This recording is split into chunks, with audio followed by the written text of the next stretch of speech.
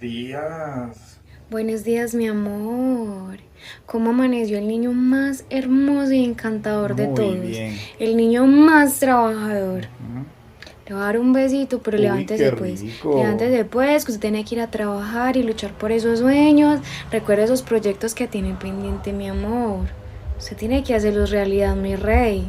Así que a levantarse. Sí, mi amor, yo ya me levanto bien juicioso. No se olvide que hoy día nos vemos en la noche. Flavio, aquí tienes el recordatorio. Chocolatito hermoso, levántese que es hora de ir a trabajar.